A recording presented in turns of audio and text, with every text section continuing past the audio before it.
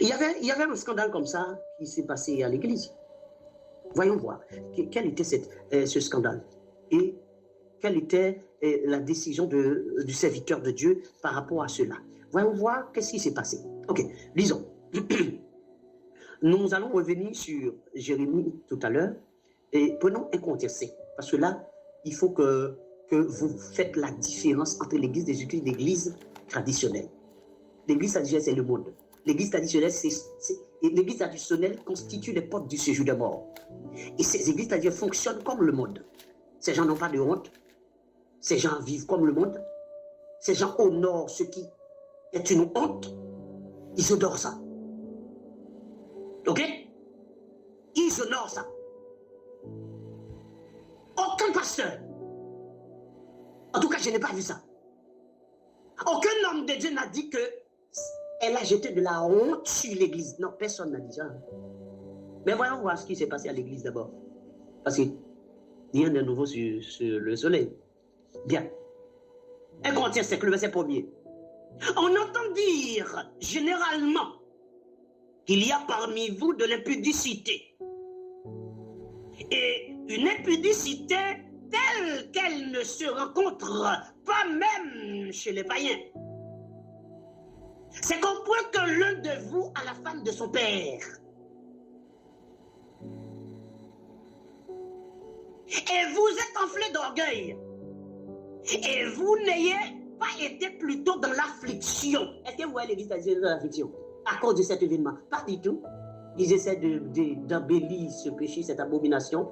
Ils essaient d'embellir ça, de nettoyer ça.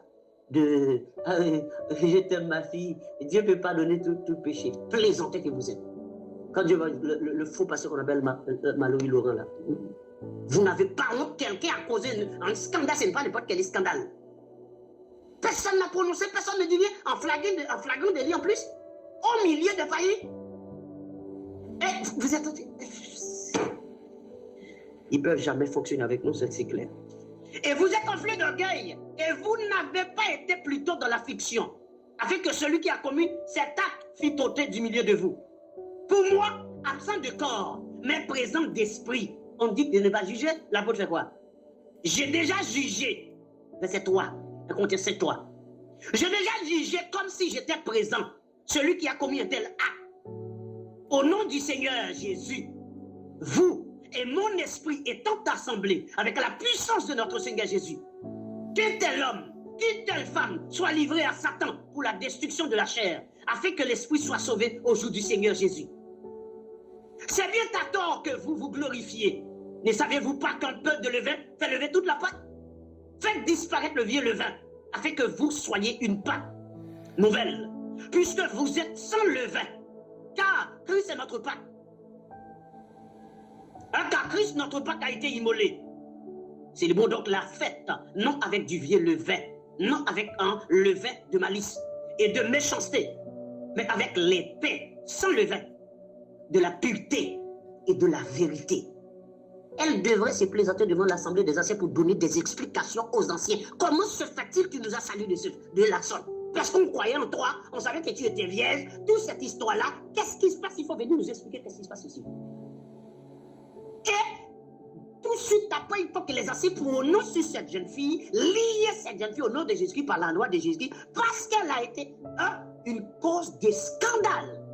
Et une opprobre pour toute l'église. Ces plaisantés sont en train d'honorer et laver. Comme les personnes, s'ils pouvaient laver cette jeune fille-là, ils allaient laver cette jeune fille pour la rendre pure. Et heureusement, c'est Dieu qui a permis que ça soit publié comme ça. Dieu voulait avilir quelqu'un. Et peu importe celui qui vit dans une vie, qui avait une vie, double vie, une vie cachée, Dieu va vous avilir bientôt. Ne vous inquiétez pas. À ce moment-là, il va dire, les personnes qui n'ont pas péché. Et là, tout le monde sont des péchés plaisants. Et finalement, l'église va devenir une boîte de poubelle, une salle d'attente pour en faire, parce que vous serez tous des plaisants, des péchandries, des plaisantés qui perdent leur temps.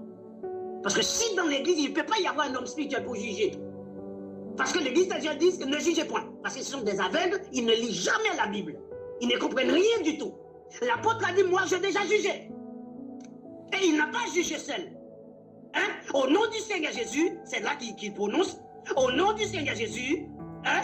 Vous, c'est-à-dire l'église, et mon esprit, étant assemblés l'Assemblée, c'est-à-dire l'Église et l'Esprit de l'apôtre, avec la puissance de notre Seigneur Jésus-Christ, c'est-à-dire il prend la puissance, acte 1, le verset 8, la puissance c'est le Saint-Esprit, c'est-à-dire l'Esprit de Dieu a réuni, qu'un tel homme ou qu'une telle femme soit livré à Satan, c'est-à-dire il a prononcé sur celui-là.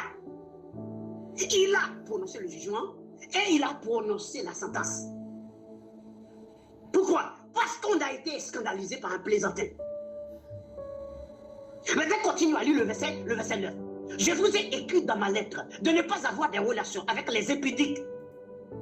Elle est tombée dans l'impudicité. Elle est impudique. Et ça devient un scandale. Peut-on avoir des relations avec une impudique? Non. Ça, c'est dans la Bible, c'est écrit. Peut-on prendre pitié pour une impudique? Non. C'est écrit. Je vous ai écrit dans ma lettre de ne pas avoir de relations avec les impudiques. Non pas d'une manière absolue. Avec les impudiques de ce monde, c'est-à-dire les gens qui sont impudiques dans le monde. Ou avec les idolâtres. Autrement, il vous faudrait sortir du monde. Maintenant, le verset 11, ce que je vous écris, c'est de ne pas avoir de relations avec quelqu'un qui se nommant, avec quelqu'un se nommant frère, se nommant sœur, est impudique, ou cupide, ou idolâtre, ou outrageux, ou ivrogne, ou ravisseur, de ne pas même manger avec un tel homme ou une telle femme. Elle ne même pas se retrouver à table avec une telle personne. Claire.